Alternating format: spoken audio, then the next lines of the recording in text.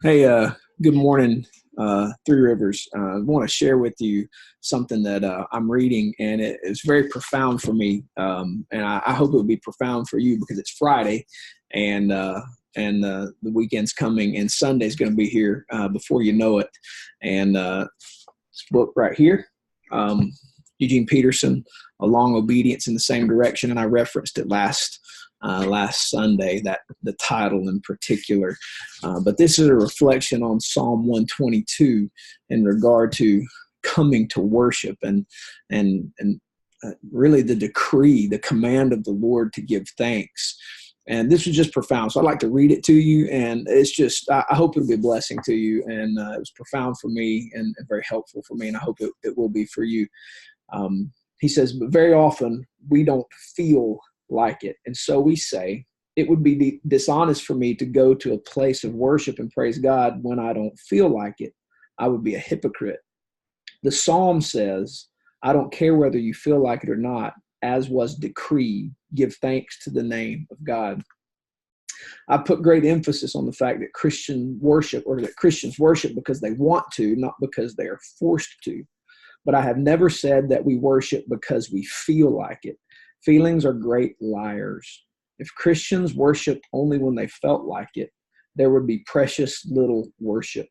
Feelings are important in many areas, but completely unreliable in matters of faith. Paul Scherer is laconic. The Bible wastes very little time on the way we feel.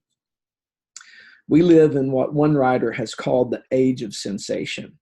We think that if we don't feel something, there can be no authenticity in doing it. But the wisdom of God says something different, that we can act ourselves into a new way of feeling much quicker than we can feel ourselves into a new way of acting. That's huge. Let me read that again. And the wisdom of God says something different, that we can act ourselves into a new way of feeling much quicker than we can feel ourselves into a new way of acting. Worship is an act that develops feelings for God, not a feeling for God that is expressed in an act of worship. Wow. When we obey the command to praise God in worship, our deep, essential need to be in relationship with God is nurtured. In other words, we don't come and bring our feelings to God. We come in obedience to God's command, and He produces affections in us. And man, that's just so huge for me, because I'm going to be very frank with you. For most of us in pastoral ministry, Sundays are work. They're just flat out work. And it's easy to come in and act.